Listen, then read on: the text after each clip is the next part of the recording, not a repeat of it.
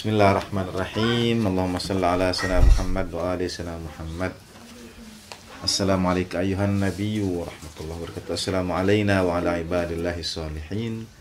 Assalamualaikum warahmatullahi wabarakatuh. Ibu dan bapak sekalian rahimakumullah, sebetulnya ada banyak perasaan malam hari ini. Setiap kali ada majelis yang diniatkan untuk keluarga Nabi, saya selalu terharu. Ada rumah, ada tempat kumpul, yang pada tempat kumpul itu kita ingin mengenang keluarga Rasulullah Shallallahu Alaihi Wasallam. Setelah baginda Nabi wafat Shallallahu Alaihi Wasallam, Islam diuji dengan banyak hal. Sama seperti begitu Indonesia berdiri, muncul ujian di sana sini. Ada yang ingin memisahkan diri misalnya, ada juga yang tidak mengakui Jakarta dan lain sebagainya. Indonesia baru berusia beberapa tahun tapi sudah dapat ujiannya. Demikian pula Islam.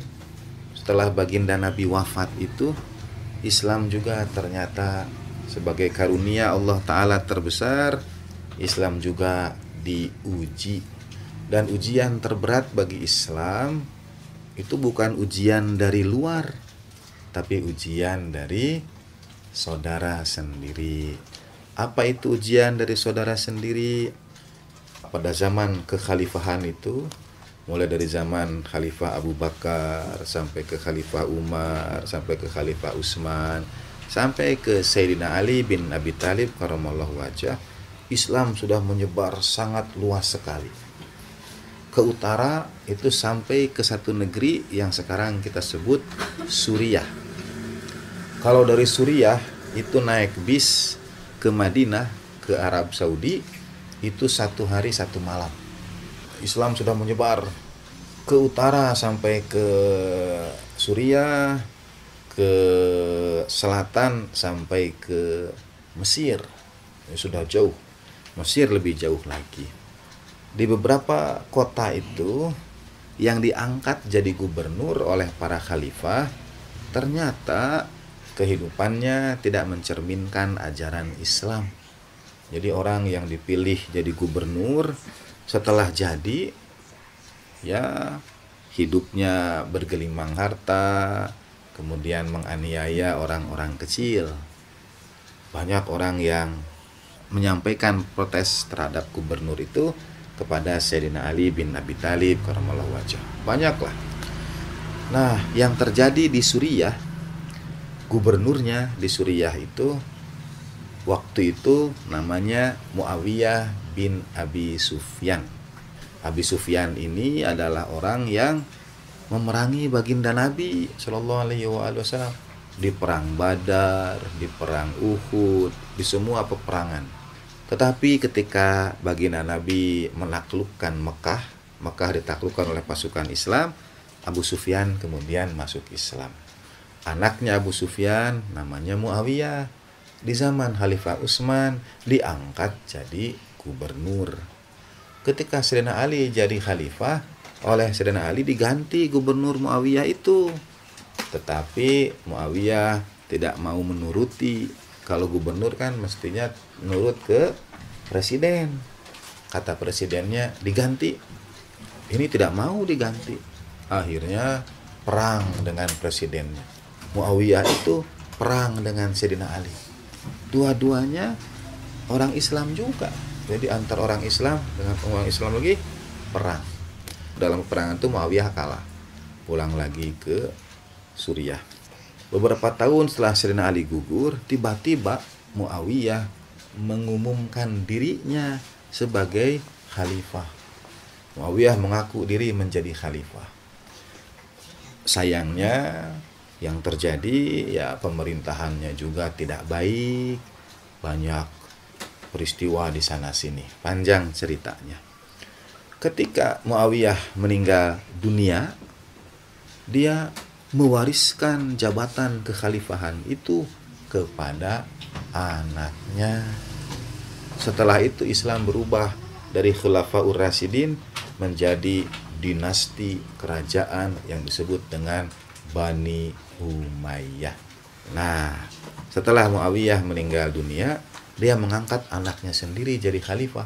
Nama anaknya itu Yazid bin Muawiyah. Ibu dan bapak bisa buka kitab sejarah mana saja, kitab sejarah apapun, kita akan temukan kalau Yazid ini menurut buku sejarah itu orangnya itu suka minum minuman keras, ya suka mabok, suka main judi, suka pokoknya mah perbuatan dosa dia lakukan terang-terangan. Padahal mengaku dirinya itu khalifahnya orang Islam. Orang nanti melihat, oh begini orang Islam itu khalifahnya aja begitu, penguasanya aja begitu, pemimpinnya itu juga begitu, dan terjadi kekejaman kepada orang-orang kecil, orang-orang yang tidak berdosa. Ketika Yazid mengaku diri jadi khalifah itu, banyak orang tidak suka. Supaya Yazid kekuasaannya itu diakui oleh semua, dia memaksa orang-orang itu untuk berbaiat. Baiat itu artinya menyatakan janji setia. Saya setia sama Yazid sebagai pemimpin, sebagai khalifah. Itu baiat. Orang dipaksa berbaiat. Kalau tidak mau baiat, disakiti, dipenjara, dipisahkan dari keluarga, bahkan bisa dibunuh. Begitu. Nah, ketika ada orang-orang yang dipaksa untuk berbaiat, ada satu tokoh besar dalam sejarah, yaitu cucu baginda Nabi, cucu Rasulullah Shallallahu Alaihi Wasallam. Yazid merasa sebagai khalifah dia belum bisa menerima baiat semua orang itu. Dia tidak bisa jadi khalifah kalau cucu Nabi ini tidak berbaiat. Jadi dia kirim utusan ke Madinah memaksa agar cucu Nabi berbaiat. Tapi kata Imam Husain, cucu Nabi ini alaihissalam, misli la yubayi'u mislah. Orang sepertiku tidak bisa berbaiat kepada orang seperti dia. Mengapa? Bayangkan kalau ada cucu Nabi yang soleh, yang seluruh perilakunya adalah akhlak Rasulullah Shallallahu Alaihi Wasallam, tapi baiat sama orang yang mabuk-mabukan. Nanti bagaimana dengan Islam? Kemudian orang suruhannya Yazid itu memaksa berbaiat. Pokoknya kalau tidak berbaiat, Madinah bisa kami hancurkan. Sayyidina Husain memilih supaya tidak terjadi pertumpahan darah di Madinah, memilih untuk meninggalkan Madinah. Kemana? Ke Mekah. Hijrah ke Mekah. Hijrahnya itu sama keluarga semuanya.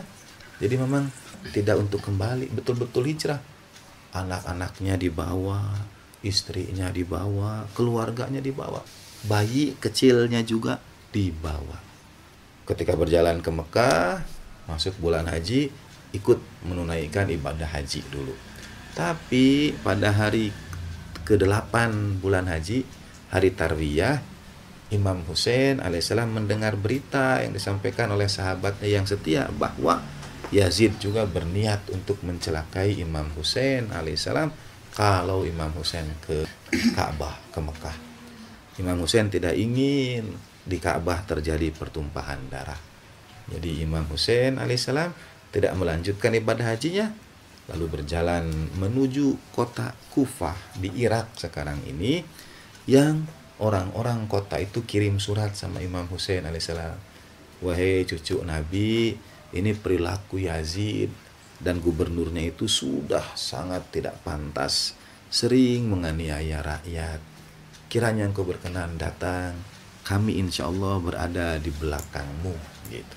Jadi penduduk Kufah itu mengatakan kalau Imam Husain datang, insya Allah kami bersiap membantu Imam Husain alaihissalam. Dalam perjalanan dari Mekah menuju Kufah itu, sampai di bulan Muharram, kafilah Imam Husain alaihissalam dicegat oleh pasukan Ibnu Ziyad. Ibnu Ziyad gubernur di Kufah waktu itu. Dicegat oleh pasukan ini, dibawa ke satu tempat yang kita kenal dengan nama Karbala. Pada tanggal 10 Muharram di Karbala itu keluarga Rasulullah Shallallahu Alaihi Wasallam yang jumlahnya sekitar 100-an orang lebih itu berhadapan, dihadang oleh pasukan jumlahnya 30.000 orang. Yang dihadapinya adalah satria-satria dari keluarga Rasulullah Shallallahu Alaihi Wasallam. Mereka bukan hanya ahli ibadah, tapi juga pemberani, jago pedang, jago bertempur. Jadi terjadilah pertempuran yang tidak seimbang sampai kira-kira ba'da zuhur menjelang asar. Satu demi satu keluarga Imam Husain itu gugur, ibu dan bapak mengikuti kisahnya pada peristiwa Asyura tadi bulan Muharram. Pada peristiwa Asyura itu Imam Husain alaihissalam gugur sebagai orang yang terakhir. Ada satu Imam Ali Zainal Abidin, beliau waktu itu sakit sehingga tidak ikut berperang karena akan melanjutkan risalah, melanjutkan pesan Imam Husain, melanjutkan ajaran Rasulullah Shallallahu Alaihi Wasallam. Ketika Imam Husain syahid, ini musuh yang membunuh Imam Husain itu orang Islam juga. Bahkan ibu bapak mungkin tidak percaya kalau musuh yang membunuh Imam Husain ini hajinya puluhan kali naik hajinya itu, ibadah hajinya itu, bacaan Al-Qur'annya bagus, sholat juga bagus, tapi kenapa jadi pembunuh Imam Husain alaihissalam? Apa yang terjadi waktu itu? Oleh Yazid, orang-orang itu dijanjikan, ada yang dijanjikan jabatan, ada yang diberikan harta kekayaan, asal berani memerangi Imam Husain alaihissalam. Imam Husain kemudian gugur, syahid, dan setelah syahid itu beliau berperang dengan banyak luka, tusukan tombak, pedang, dan seterusnya. Ketika hendak menghembuskan nafas yang terakhir setelah syahid, oleh namanya yang membunuh itu Shimir bin Dzil Jausan. Oleh Shimir di zaman dulu kalau perang, dan kalau perangnya itu barbar itu artinya tidak mengindahkan hukum-hukum peperangan, itu sebagai tanda keberhasilan. Mereka setelah dibunuh itu mereka memenggal, memotong, memutus, menyembelih kepalanya. Jadi kepala orang itu dipisahkan dari badannya. Itu yang terjadi pada keluarga Rasulullah Shallallahu Alaihi Wasallam. Para syuhada yang gugur di Karbala oleh pasukan musuh itu kepalanya dipotong satu demi satu, itu diputus satu demi satu, termasuk kepala Sayyidina Husain, cucu Nabi Shallallahu Alaihi Wasallam. Nah, kepala Sayyidina Husain itu dipotong oleh musuhnya. Setelah Sayyidina Husain gugur, kemudian tenda-tenda keluarga Nabi itu dibakar. Anak-anak Rasulullah SAW, keluarga Nabi, istri Sayyidina Husain, putri-putrinya ditangkap oleh musuh. Lalu tangannya dirantai, kakinya dibelenggu, dikumpulkan semuanya, dibawa ke istana Ibnu Ziyad namanya di Kufah. Nama istananya itu Darul Imarah. Sampai sekarang di Irak masih ada, dan sejak peristiwa itu tidak ada orang yang mau membangun apapun di situ. Pokoknya mah jadi tanah kosong aja. Tidak ada yang mau bangun, mau beli tanah itu juga tidak mau. Mengapa? Karena di situ terjadi perbuatan yang menyakitkan Rasulullah Shallallahu Alaihi Wasallam. Keluarga Nabi dibawa ke istana itu, dan kepala para syuhada termasuk kepala Imam Husain alaihissalam itu ditempelkan, dipancangkan di atas tombak, dipawai, dibawa masuk ke kota itu kepala orang-orang yang dicintai Rasulullah Shallallahu Alaihi Wasallam. Nah, mengapa kita peringati hari ke-40-nya? Di antara imam dari keluarga Nabi, hanya Imam Husain yang ada peringatan 40-nya. Mengapa? Karena ketika 3 hari setelah Imam Husain syahid alaihissalam dan keluarga Nabi dibawa ke istana Ibnu Ziyad, jasad Sayyidina Husain itu, jasad Imam Husain itu belum dimakamkan, belum dikebumikan. 3 hari lamanya di padang pasir Karbala. Jadi kalau kita lihat, begitukah umat membalas kecintaan Rasulullah Shallallahu Alaihi Wasallam, padahal baginda Nabi sangat mencintai kita, lalu kita sebagai umatnya, cucu Nabi, kita biarkan 3 hari di padang pasir tanpa kepala, dibakar terik matahari. Seorang istri Imam Husain alaihissalam, Siti Rubab namanya, setelah pulang ke Madinah pasca peristiwa Karbala, itu sering berlama-lama di bawah panas matahari, berdiri aja.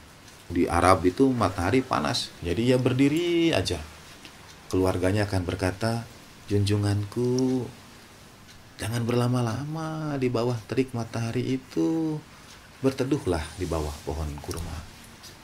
Beliau akan menjawab, bagaimana mungkin aku berteduh di bawah naungan pohon kurma, sedangkan jasad Imam Husain alaihissalam 3 hari terbakar terik matahari di padang pasir Karbala.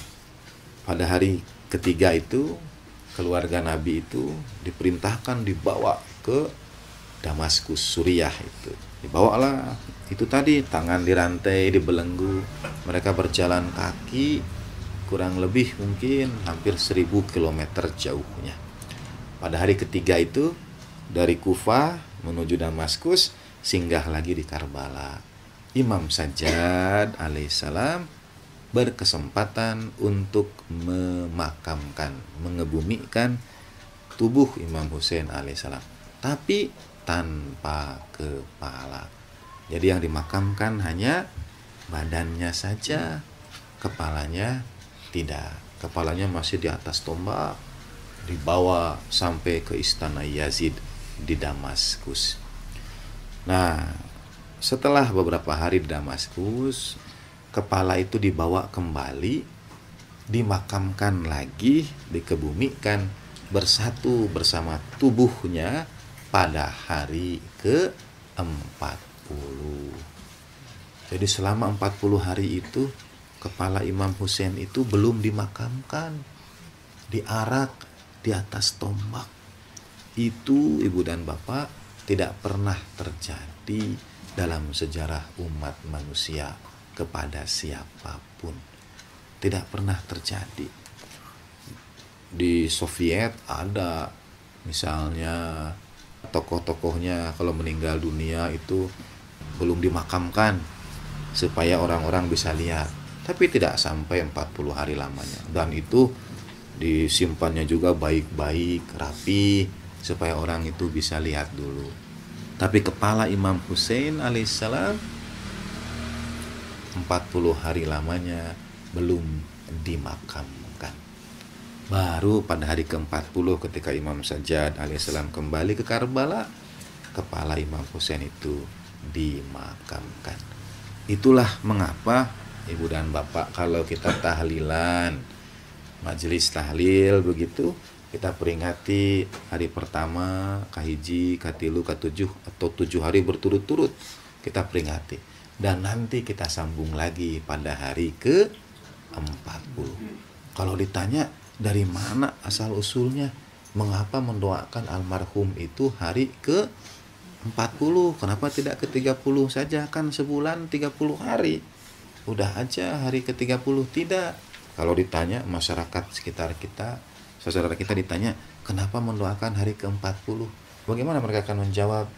Mereka akan menjawab, ya begini kami diajarkan oleh orang tua kami. Tapi mengapa hari ke-40? Asal usulnya itu ada pada 40 harinya Imam Husain alaihi salam. Mengapa? Dahulu ketika terjadi perang Uhud, ada Sayyidina Hamzah. Sayyidina Hamzah itu gugur, syahid. Seperti Sayyidina Husain.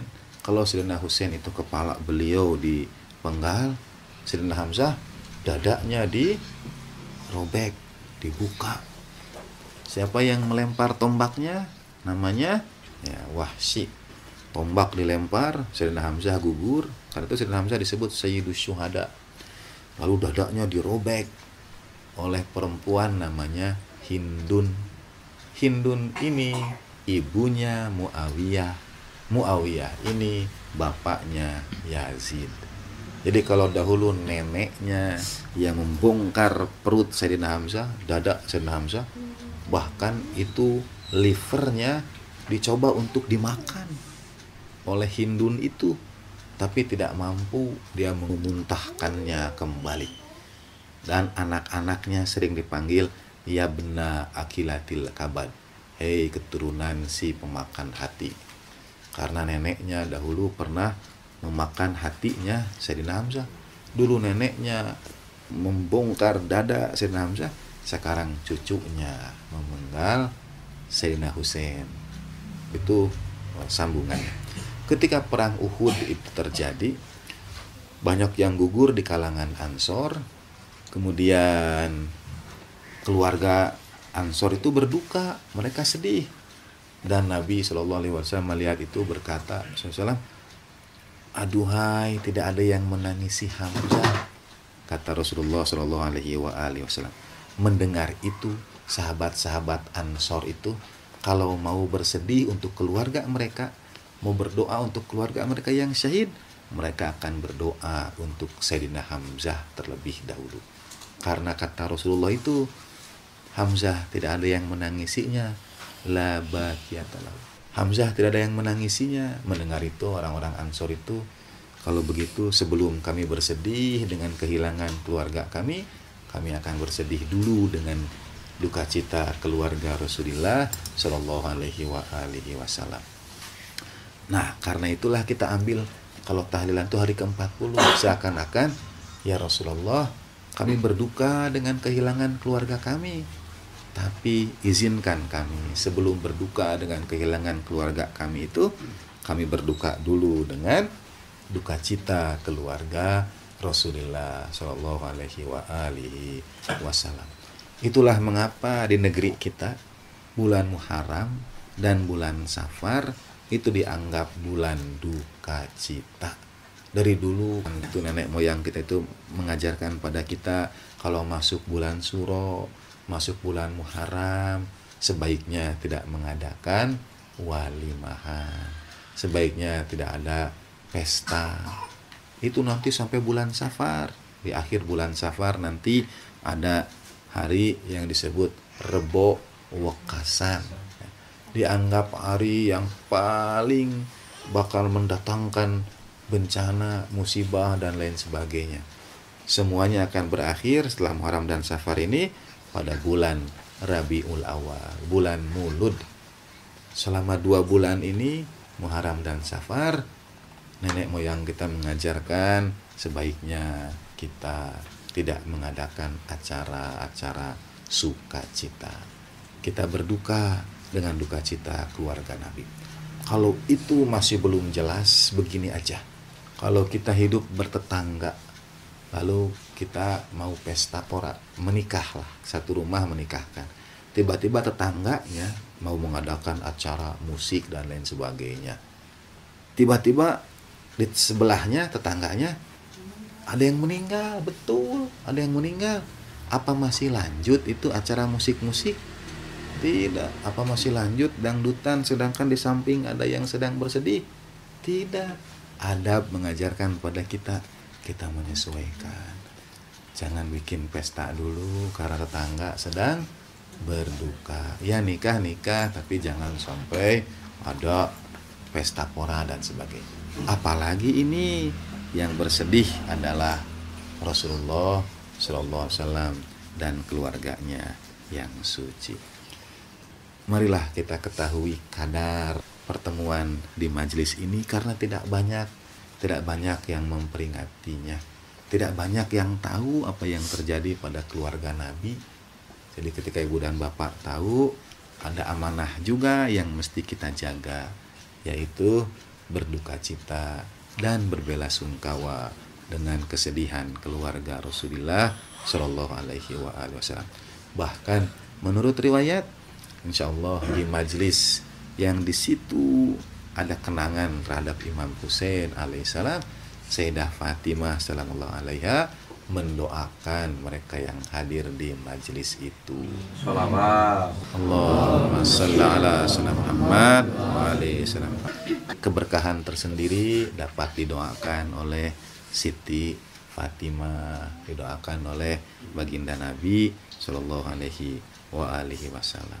Terima kasih, saya sudah diperkenankan bergabung dalam majelis penuh berkah ini. Mohon izin untuk membaca doa ziarah. Innallaha wa malaikatahu yusholluna 'alan nabi. Ya ayyuhalladzina amanu sallu 'alaihi wa sallimu taslima. Allahumma salli ala sayyidina Muhammad wa ali sayyidina Muhammad. Allahumma salli ala sayyidina Muhammad wa ali sayyidina Muhammad. Allahumma salli ala sayyidina Muhammad wa ali sayyidina Muhammad.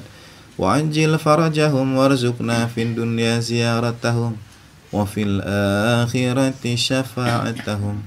Allahumma antas salam wa minkas salam wa lakas salam wa ilaika ya'udus salam tabarakta wa ta'alaita ya dzal jalali wal ikram. Assalamu alal malaikatil muqarrabin. Assalamu ala anbiya'illahi wal mursalin.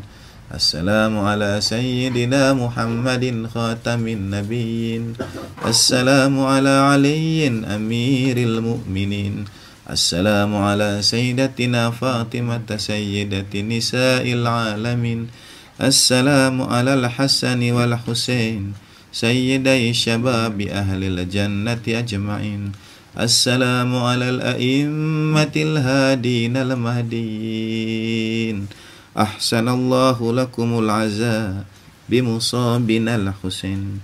Assalamu ala waliyillahi wa habibi. Assalamu ala khalilillahi wa najibi. Assalamu ala safiyillahi wa ibni safiyyi. Assalamu ala al-Husainil madlumi syahid. Assalamu ala asiril kurubati wa qatilil abarat. Allahumma inni ashhadu annahu waliyuka wa safiyyuk wa ibnu safiyyik al-faizu bi karamatik akramtahu bisyahada wa habbawtahu bis-sa'adah wajtabaitahu bi tibil wiladah waj'altahu sayyidan minas sadah wa qa'idan minal qadah wa dha'idan minadh dhadah wa a'taitahu mawarithal anbiya waj'altahu hujjatan ala khalqika minal awsiya fa'adhara fid du'a'i wa manahan nus wa badala muhajjatahu fika liyastanqidha ibadaka minal jahala wa hayratid dalalah wa qad tawazara alayhi man gharrathu ad-dunya wa ba'a haddahu bil ardhalil adna wa syara akhiratahu bil thamanil awkas wa taghatarasa wa taradda fi hawah wa askhotaka wa askhota nabiyyaka wa ata'a min ibadika ahla syiqaqi wan nifaq wa hamalatal awzaril mustawjibina an-nar fajahadahum fika sabiran muhtasiba hatta sufika fi ta'atika damu wastubiha harimu. Allahumma fal'anhum la'nan wabila wa'adzibhum 'adzaban alima. Assalamu alayka ya ibna Rasulillah. Assalamu alayka ya ibna sayyidil awsiya. Asyhadu annaka aminullahi wa ibnu aminih. Ishta sa'idan wa madaita hamidan wa muttafaqidan madluman syahida. Wa asyhadu anna Allaha munjizu ma wa'adak wa muhliku man khadhalak wa mu'adzibu man qatalak. وأشهد أنك وفيت بعهد الله وجاهدت في سبيلي حتى أتاك اليقين فلعن الله من قتلك ولعن الله من ظلمك ولعن الله أمة سمعت بذلك فرضيت به اللهم إني أشهدك أني ولي لمن والاه وعدو لمن عاداه بأبي أنت وأمي يا ابن رسول الله أشهد أنك كنت نورا في الأسلاب الشامخة والأرحام المطهرة لم تنجسك الجاهلية بأنجاسها ولم تلبسك مدلهمات من ثيابها وأشهد أنك من دعائم الدين وأركان المسلمين ومعقل المؤمنين وأشهد أنك الإمام البر التقي الرضي الزكي الهادي المهدي وأشهد أن الأئمة من ولدك كلمة التقوى وعلام الهدى والعروة الوثقى والحجة على أهل الدنيا وأشهد أني بكم مؤمن وبإيابكم موقن بشرائع ديني وخواتيم عملي وقلبي لقلبكم سلم وأمري لأمركم متبع ونصرتي لكم معدة حتى يأذن الله لكم فمعكم لا مع عدوكم فمعكم لا مع عدوكم فمعكم لا مع عدوكم صلوات الله عليكم وعلى أرواحكم وأجسادكم وشاهدكم وغائبكم وظاهركم وباطنكم amin ya rabbal alamin. Mari kita sampaikan doa khusus kita masing-masing.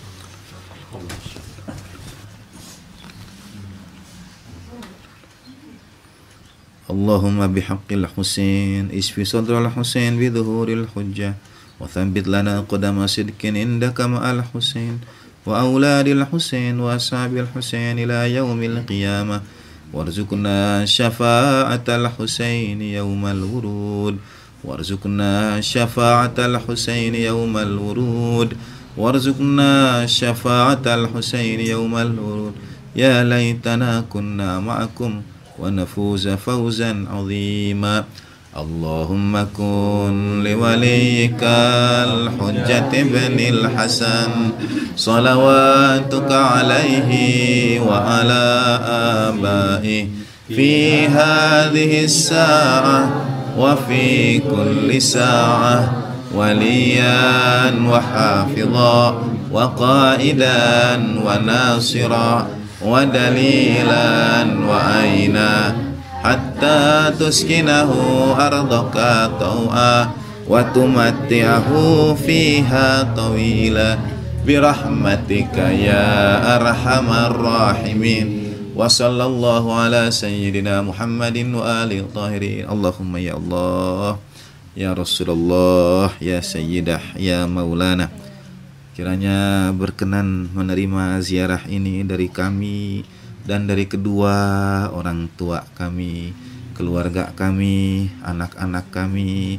guru-guru kami, karib kerabat, saudara-saudara dan sahabat-sahabat kami, serta setiap orang yang punya hak atas diri kami, yang urusannya menjadi tanggung jawab kami. Allahumma ya Allah, dengan keberkahan ziarah ini sembuhkanlah yang sakit di antara kami. Amin. Antarkan rahmat dan ampunan bagi almarhumin di antara kami. Luaskan rezeki kami, mudahkan kami untuk meraihnya. Anugerahkan keberkahan di dalamnya. Perbaikilah setiap urusan kami yang tidak baik. Persatukan barisan kami. Perbaikilah setiap urusan yang tidak baik di antara kaum muslimin. Ya Allah, kiranya Engkau berkenan agar ziarah kami ini tidak jadi ziarah yang terakhir. Engkau berikan pada kami kesempatan untuk berziarah ke pusara Rasulullah Shallallahu Alaihi Wasallam dan keluarganya yang suci di dunia, Semoga menjadikan ziarah yang mengantarkan kami pada ziarah yang abadi, ziarah yang sejati di kampung akhirat nanti. Antarkanlah dalam ziarah kami ini ya Allah kedua orang tua kami, keluarga kami, anak-anak kami, setiap orang yang punya hak atas diri kami. Birahmatika ya arhamar rahimin. Wa sallallahu ala sayyidina Muhammadin wa alihi wa sahbihi walhamdulillahirabbil alamin. Al-Fatihatu ma'as salawat.